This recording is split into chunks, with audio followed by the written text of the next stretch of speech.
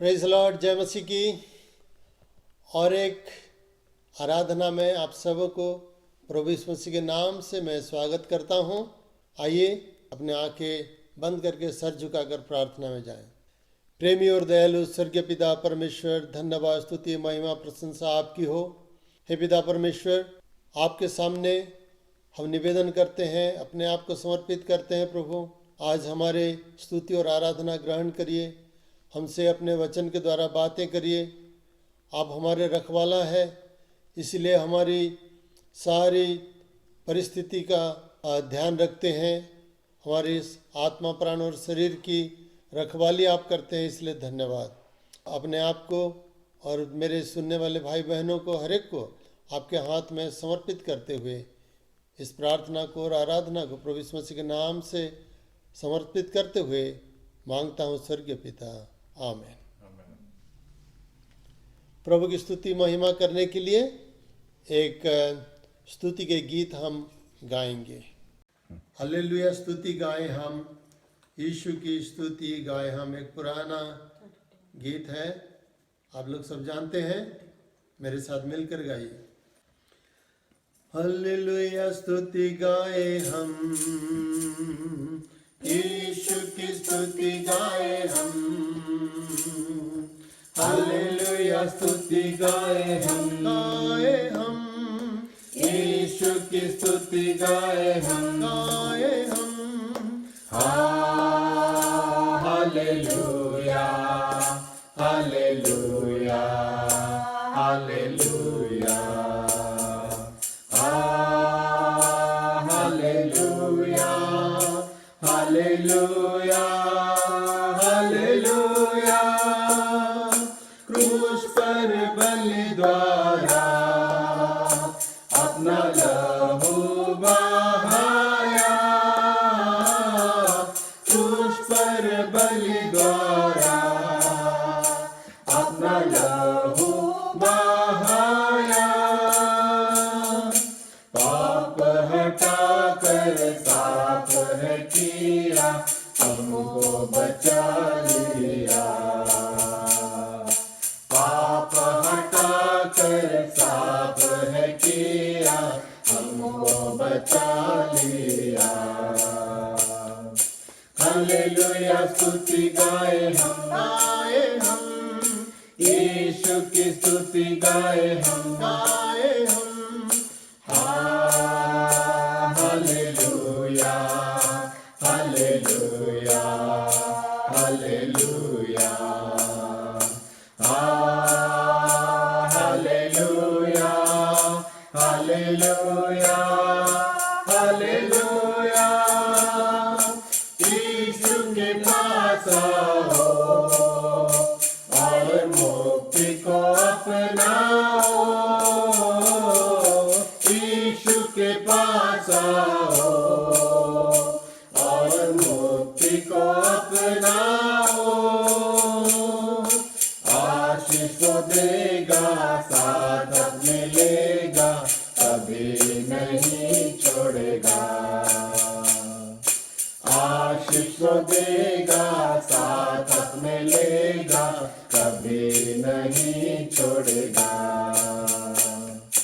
Hallelujah स्तुति गाए हम, यीशु की स्तुति गाए हम। Hallelujah hallelujah hallelujah hallelujah hallelujah hallelujah hallelujah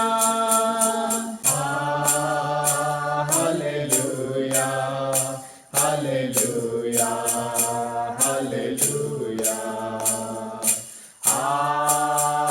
hallelujah hallelujah hallelujah. Praise the Lord, hallelujah, praise the Lord.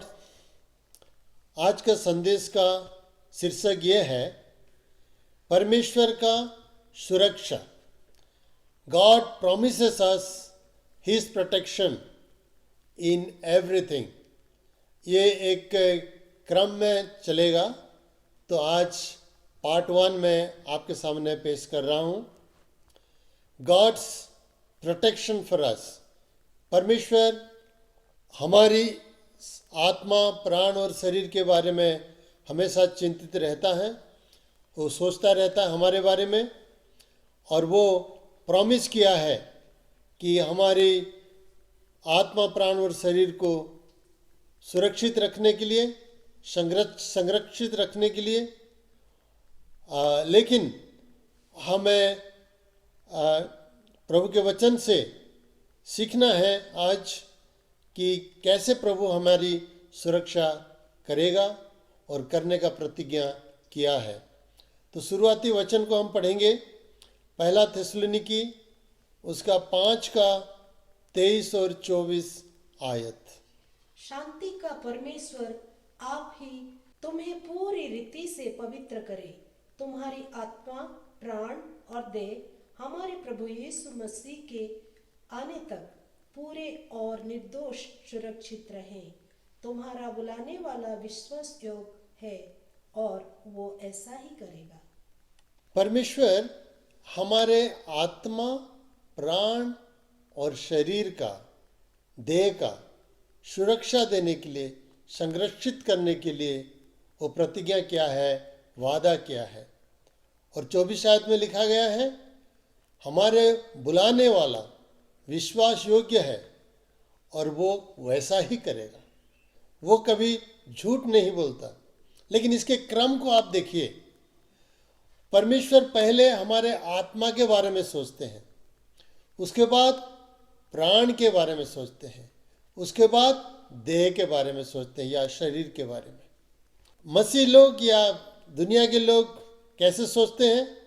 पहले शरीर के बारे में ज़्यादा सोचते हैं, शरीर का ध्यान ज़्यादा लगाते हैं, उसके बाद प्राण के बारे में सोचते हैं, और अगर जरूरी पड़ा और कोई रास्ता नहीं है तो उसके बाद आत्मा के बारे में सोचते हैं।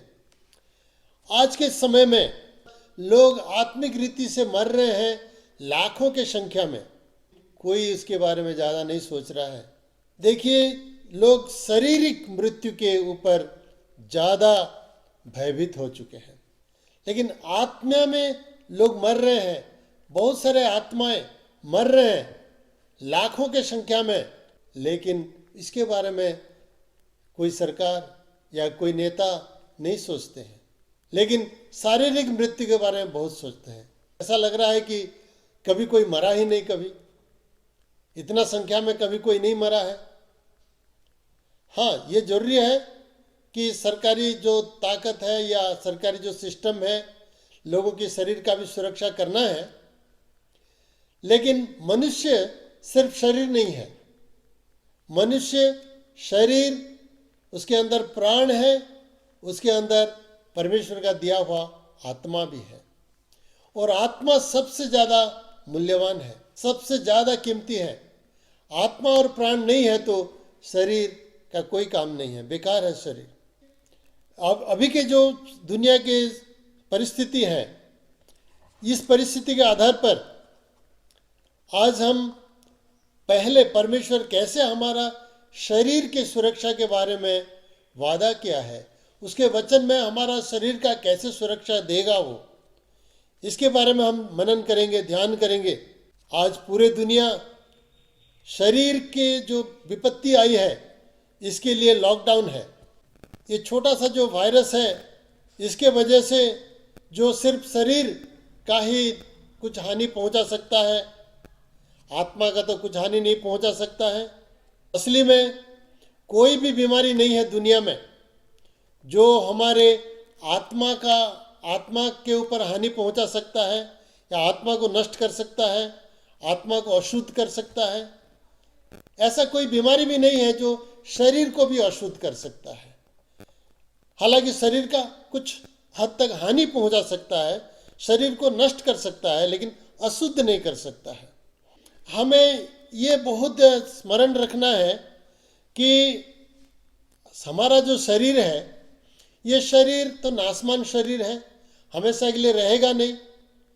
ये खत्म भी हो जाए तो ज़्यादा इसके बारे में सोचना नहीं है, कभी तो मरना है। लेकिन मरने के बाद कहाँ जाएंगे, हमारा आत्मा का क्या हाल होगा। इसलिए आत्मा नाश ना हो ये ज़्यादा हम सोचना है। परंतु परमेश्वर शरीर के बारे में, शरीर का भी रखवाला वो करता है। शरीर का रखवाली ठीक ढंग से हो और शरीर शुद्ध रहे, पवित्र रहे, यही परमेश्वर के वचन में कहा गया है। और हमारा शरीर, और शरीर में कभी कभी जो बीमारियां आती है, उस बीमारी से कैसे बचेंगे, इसके बारे में प्रभु के वचन में क्या लिखा है और कैसे हम बचेंगे, ये देखना है। तो कुछ पाप होते हैं जो हमारे शरीर को अशुद्ध कर देते हैं, और कुछ पाप होते हैं जो शरीर को नहीं, आत्मा प्राण को अशुद्ध करते हैं। कुछ पाप होते हैं ऐसे, जैसे व्यभिचार या परदार या क्रोध या भय, मतवालापन, ये सब हमारे शरीर को भी अशुद्ध कर देते हैं। इसीलिए ऐसे पापों से भी हमें बचने के लिए परमेश्वर कहा है, ताकि हमारा शरीर सुरक्षित रहे। हम पढ़ेंगे 1 कुरिन्थी उसका 6:18। व्यभिचार से बचे रहो। जितने और पाप मनुष्य करता है वे देह के बाहर है, परंतु व्यभिचार करने वाला अपने ही देह के विरुद्ध पाप करता है।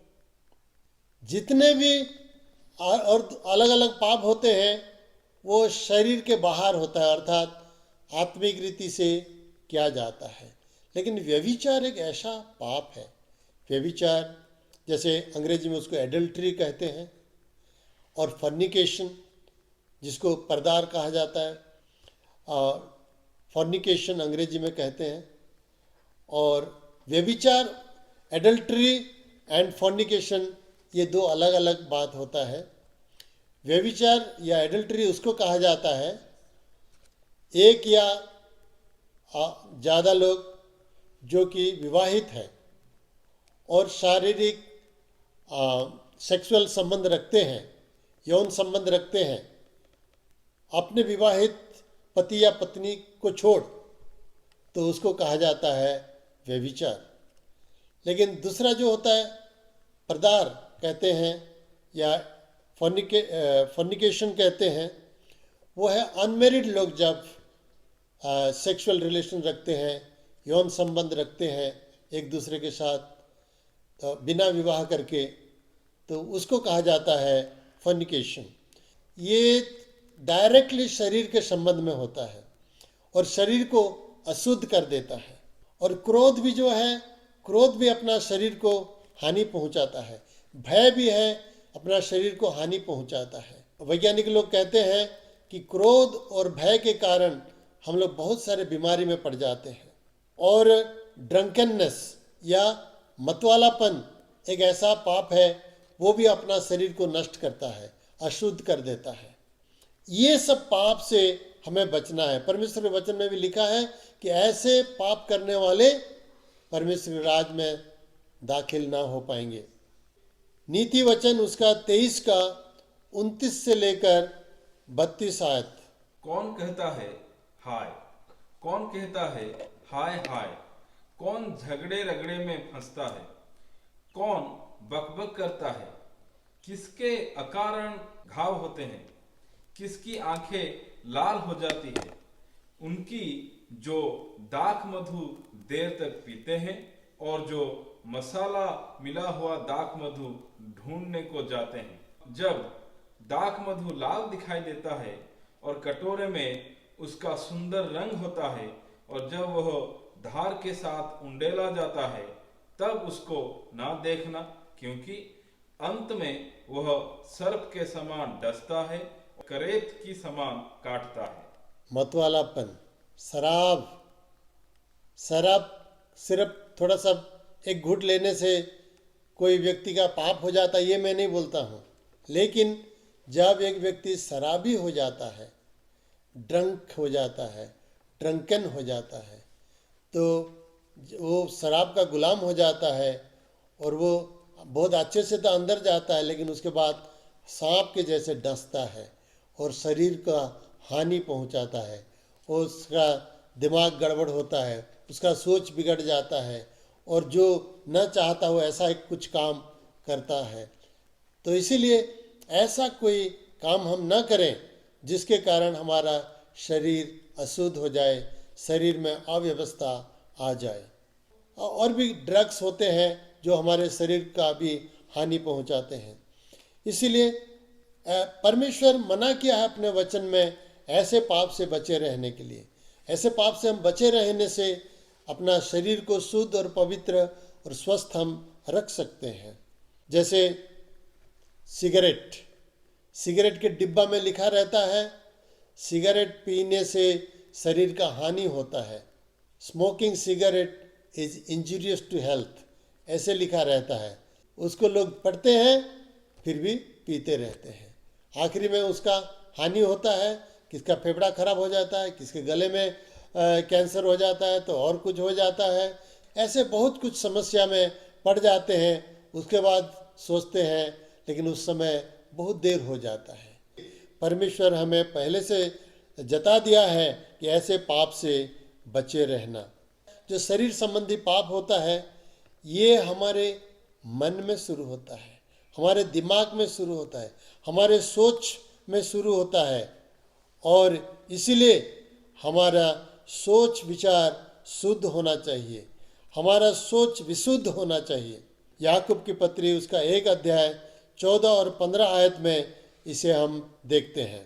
परंतु प्रत्येक व्यक्ति अपने ही अभिलाषा में खींचकर और फंसकर परीक्षा में पड़ता है। फिर अभिलाषा गर्भवती होकर पाप को जन्मती है और पाप बढ़ जाता है तो मृत्यु को उत्पन्न करता है। तो अभिलाषा में लोग फंस जाते हैं और people get attracted by their lust, और उसके बाद वो अभिलाषा धीरे धीरे बढ़ता है हमारे मन में, और भी सोच होता है, बढ़ता बढ़ता उसके बाद पाप हो जाता है, और पाप जब बढ़ जाता है तो मृत्यु हो जाता है। ये जो अपना मन को पहले सुरक्षित रखना है, अपना मन अगर सुरक्षित न रहे तो हम पाप में फंस जाएंगे। मार्टिन लूथर ने कहा था एक बार कि एक चिड़िया मेरे सर के ऊपर उड़ने के लिए मैं मना नहीं कर पाऊंगा, लेकिन जब एक चिड़िया आके मेरे सर के केस में घोंसला बनाना शुरू करेगा, मेरे सर के ऊपर वहाँ वास करने के लिए वो घोंसला बनाएगा, तो ज़रूर मैं उसको बंद कर सकता हूँ। मतलब कोई फ्लैशिंग थॉट हमारे मन में आए तो हम उसको ऐसे आने दो और जाने दो कहेंगे। कोई भी सोच विचार हमारे मन में, कोई बुरा सोच भी आ गया तो उसको हम क्या करना, तुरंत यीशु के नाम से दूर हो जा, ऐसे कह सकते हैं। मैं एक प्रभु का संतान हूँ, मैं ऐसा सोच नहीं रह सकता, मैं प्रभु का बेटा हूँ, बेटी हूँ, इसलिए मैं ऐसा पाप के बारे में नहीं सोच सकता या सोच सकती, ऐसे कहकर उसको हटा देना चाहिए। तब हमारा दिमाग, हमारा मन सुरक्षित रहेगा। लेकिन अगर वो सोच विचार को हम अगर और भी प्रश्रय देंगे, और अरे कैसा होगा, ऐसा करने से कैसा होगा, ये फलाना काम करने से कैसा होगा, उसके पास जाने से कैसा हो, ये जब सोच में और भी हम दोहराएंगे तो धीरे धीरे हम प्रलोभन में खींचे जाएंगे और प्रलोभित होकर और भी टेम्प्टेड होकर हम पाप कर बैठेंगे। ये जो शरीर का शारीरिक जो पाप होता है, मन के दिमाग में पहले वो सोच में शुरू होता है और धीरे धीरे आगे बढ़ता है। प्रभु का वचन में हम देखते हैं जब प्रभु का भय हमारे पास होगा हम पाप से बचे रहेंगे। आज की दुनिया में पाप इतनी बढ़ रही है, लोग परमेश्वर को भय ना करके पाप करे जा रहे हैं। अभी कोरोना वायरस को इतना डर रहे हैं लोग, कोरोना वायरस के डर के 10% डर या खौफ परमेश्वर के प्रति अगर लोग रखेंगे तो बहुत से पाप से बच जाएंगे। कोरोना को इतना डर रहे हैं और घर से नहीं निकल रहे हैं, सरकार जो बोल रहा है मान रहे हैं, लेकिन परमेश्वर हजारों हजारों साल से हमें चेतावनी दे रहा है कैसे पाप से बचना है, बुराई से बचना है और उद्धार के मार्ग में आना है, जीवन को पाना है, नरक से बचना है, शैतान से दूर रहना है, मंदता और दुष्टता से बचना है। कितना वार्निंग दे रहा है, कोई नहीं सुन रहा है। क्या कारण है? कारण यह है कि लोग प्रभु को भय नहीं कर रहे हैं। जिसके पास प्रभु का भय है तो वो पाप से बचेगा, उसका शरीर सुरक्षित रहेगा। यही एक फॉर्मूला है और दूसरा कुछ नहीं हो सकता है। जब प्रभु को हम भय करेंगे तो जरूर हम पाप से बचेंगे, प्रभु हमें पाप से बचाएगा। जैसे हम पढ़ते हैं, दाऊद कह रहे हैं भजन उसका 19:9 में, कैसे वो कह रहे हैं, प्रभु के वचन से हम देखें। यहोवा का भय पवित्र है और वह अनंत काल तक स्थिर रहता है। यहोवा के नियम सत्य और पूरी रीति से धर्ममय है। यहोवा का भय कैसा है? पवित्र है।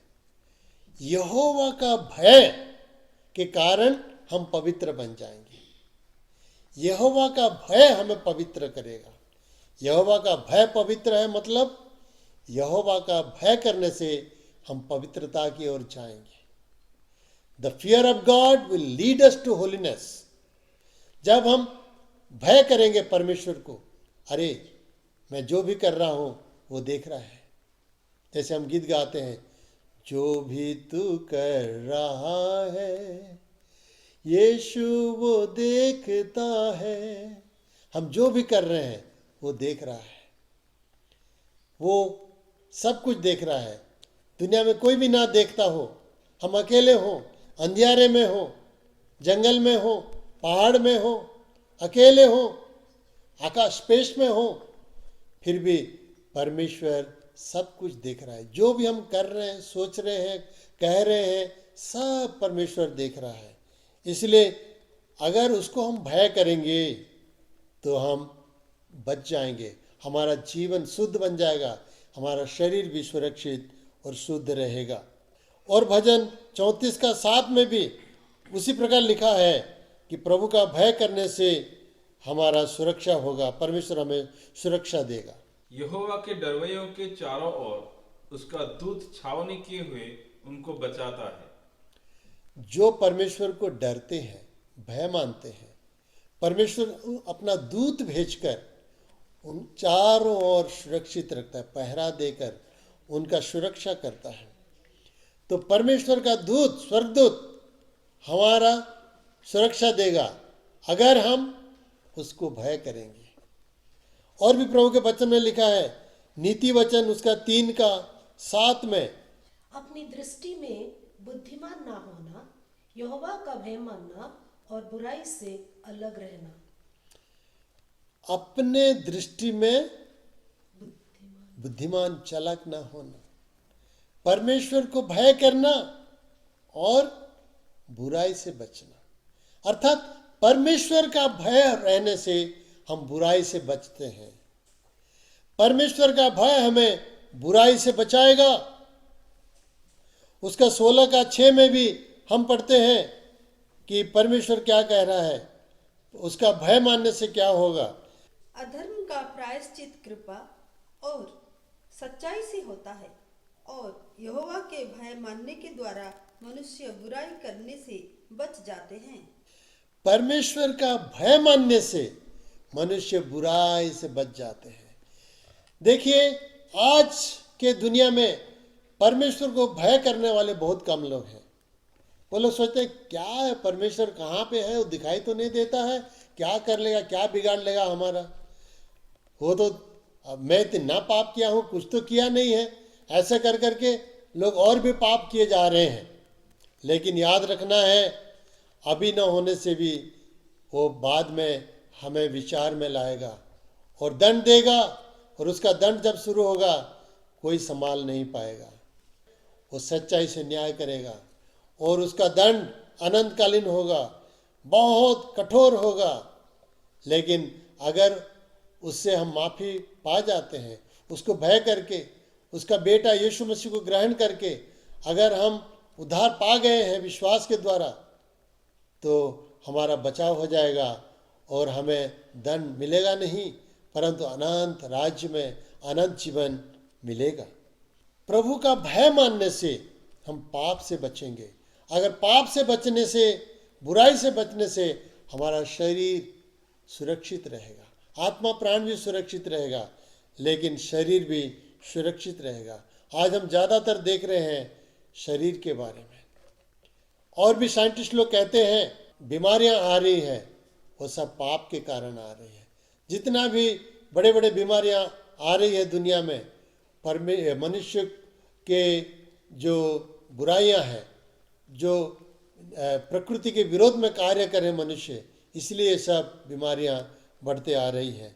आज भी कोरोना का संकट इसीलिए आया है, परमेश्वर ही भेजा है, क्योंकि मनुष्य लोग परमेश्वर को भय नहीं कर रहे हैं, इसलिए परमेश्वर का भय आ रहा है, परमेश्वर का क्रोध आ रहा है। देखिए, और चौथी बात है कि परमेश्वर हमारी चंगाई का वो प्रतिज्ञा किया है। अगर हम परमेश्वर का सेवा करेंगे सिंगल हार्टेडली, एक मन से, तो परमेश्वर हमें चंगा रखेगा, कोई बीमारी हमारे पर आने नहीं देगा। निर्गमन उसका 23 का 25 में हम पढ़ते हैं, तो अपने परमेश्वर यहोवा की उपासना करना, तो वह तेरे अन्न जल पर आशीष देगा और तेरे बीच में से रोग दूर करेगा। जब हम परमेश्वर यहोवा, सच्चे परमेश्वर का आराधना करेंगे, उपासना करेंगे और परमेश्वर का आराधना को छोड़कर और किसी का आराधना नहीं करेंगे, तो परमेश्वर हमारे शरीर को, प्राण को, अन्न जल को आशीष देगा और कोई भी बीमारी आने को नहीं देगा, क्योंकि यीशु मसीह हम सबों के बीमारों को दूर करने के लिए कोड़े खाए हैं। उसके मारे जाने से हम चंगे हुए हैं। प्रभु के वचन में यशायाह के नबी 53 के 5 में हम ये पढ़ते हैं कि उसके कोड़े खाने से, उसके मार खाने से हम चंगाई को प्राप्त किए हैं। और पांचवा बात हम देखते हैं, प्रार्थना, विश्वास के प्रार्थना के द्वारा, कलीसिया के अगुवों के प्रार्थना के द्वारा हम चंगाई को पाते हैं, चंगा हो जाते हैं। याकूब के पत्री 5 अध्याय 14 से लेकर 16 आयत में यही हम देखते हैं। यदि तुम्हें से कोई रोगी है तो कलीसिया के प्राचीनों को बुलाए और वे प्रभु के नाम से उस पर तेल मलकर उसके लिए प्रार्थना करें, और विश्वास की प्रार्थना के द्वारा रोगी बच जाएगा और प्रभु उसको उठाकर खड़ा करेगा। और यदि उसने पाप भी किए हो तो उनके भी क्षमा हो जाएगी। इसलिए आपस में एक दूसरे के सामने अपने अपने पापों को मान लो और एक दूसरे के लिए प्रार्थना करो, जिससे चंगे हो जाओ। धर्मी जन की प्रार्थना के प्रभाव से बहुत कुछ हो सकता है। धर्मी जन के विश्वास के साथ प्रार्थना करने से बहुत कुछ हासिल होता है। तो हम अगर धर्मी बन गए हैं, कैसे? अपना पाप अंगीकार करके, यीशु मसीह को ग्रहण करके, प्रभु यीशु मसीह के लहू से हम शुद्ध और पवित्र हो चुके हैं, तो हम धर्मी बन गए हैं, परमेश्वर के संतान बन गए हैं। अगर परमेश्वर के संतान बने हैं, धर्मी बन गए हैं और विश्वास के साथ हम प्रार्थना करते हैं, तो जरूर हमें चंगाई मिलेगा। और पाप भी किए हैं तो माफ़ हो जाएगा, ऐसे कहा गया है। अगर कोई बीमार में पड़ा है तो कलीसिया के प्राचीनों को बुलाओ, वो तेल लगाकर अनॉइंट करके प्रार्थना करेंगे और रोगी चंगा हो जाएगा, ऐसे कहा गया है। लेकिन पहले कहा गया है, इसके बाद भी कहा गया है, आपस में अपने अपने पाप को स्वीकार करो, एक दूसरे के सामने पाप मान लो, स्वीकार करो। जब तक हम पाप को नहीं मानते हैं, चंगाई नहीं मिलेगा, प्रभु हमारा प्रार्थना भी नहीं सुनेगा। जब हम पाप का अंगीकार करेंगे, स्वीकार करेंगे और प्रार्थना में जाएंगे, तब प्रभु हमें चंगा करेगा, चंगाई देगा, हमारा पाप को क्षमा करेगा और चंगाई को दे देगा। इसीलिए परमेश्वर के वचन में जो जो हम देखें आज कि पाप से बचने का, शरीर को शुद्ध रखने का, बीमारी से बचने का, ये 5 तरीका प्रभु के वचन से आज हम सीख रहे हैं। पहला कि अपना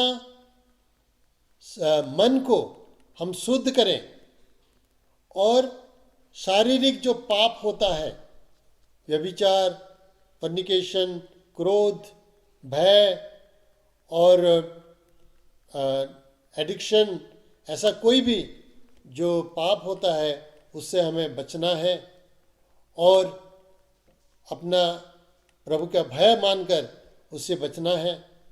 और दूसरा है कि अपना मन को कंट्रोल करना, शुद्ध करना है, अपने मन में कोई खराब सोच विचार को आश्रय नहीं देना है।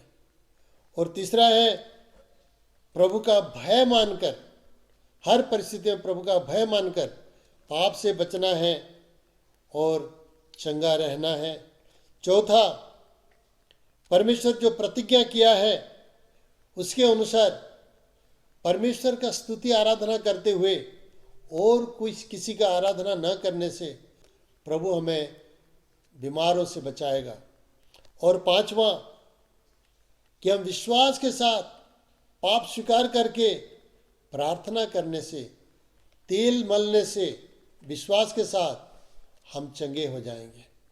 तो परमेश्वर का जो भी प्रतिज्ञा है, हमें पाप से बचाने के लिए, चंगाई देने के लिए, शरीर को शुद्ध रखने के लिए जो जो प्रतिज्ञाएं हैं, निर्देश हैं और प्रभु का आदेश है, उसको हम पालन करने के लिए आज प्रभु के सामने समर्पित हुए और कहें, प्रभु मुझे माफ़ करो, मैं आपका भय न मानकर दुनिया में आगे बढ़ गया था, मुझे माफ़ करिए।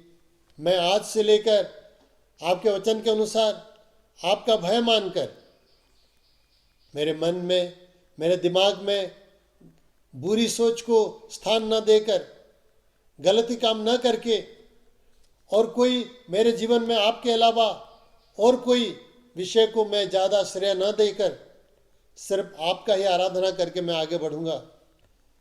परमेश्वर के सामने समर्पित होकर परमेश्वर के प्रतिज्ञाओं को हम क्लेम करें और कहें, प्रभु मुझे ग्रहण करिए और मुझे मेरे शरीर को शुद्ध और पवित्र करिए, मेरी आत्मा प्राण को शुद्ध और पवित्र करिए। आइए हम प्रार्थना में जाएंगे। प्रेमी और दयालु पिता परमेश्वर, धन्यवाद, स्तुति, प्रशंसा आपकी हो। प्रभु हमें पाप से, बुराई से, शैतान की परीक्षा, प्रलोभन से और हर प्रकार की बीमारों से बचाकर अपने राज्य के लिए तैयार रखिए। हमारे भाई और बहन जितने लोग हैं प्रभु, कुछ बीमारों से जूझ रहे हैं, हर एक को आशीष देकर अपनी चंगाई हाथों को बढ़ाकर उन्हें चंगाई प्रदान करिए। हमारे सारे जीवन में प्रभु आप ही महिमा ग्रहण करिए। प्रार्थना सुनने के लिए धन्यवाद। मेरे साथ जो भाई बहन जुड़े हैं, हर एक के जीवन को, परिवार को आशीष दीजिए और शुद्ध और पवित्र करके, स्वस्थ रहकर और चंगाई को प्राप्त करके अपनी महिमा प्रकट करिए। प्रार्थना सुनने के लिए धन्यवाद। हमसे बातें किया इसलिए धन्यवाद। प्रभु यीशु मसीह के नाम से मांगते हैं, स्वर्गीय पिता, आमीन। अपिता परमेश्वर का प्रेम, प्रभु यीशु मसीह का अनुग्रह, पवित्र आत्मा की संगति, त्रिएक परमेश्वर के आशीष हम सबों के आत्मा, प्राण और शरीर के साथ हमेशा हमेशा के लिए होती रहे। आमीन। God bless you. Thank you. Praise the Lord.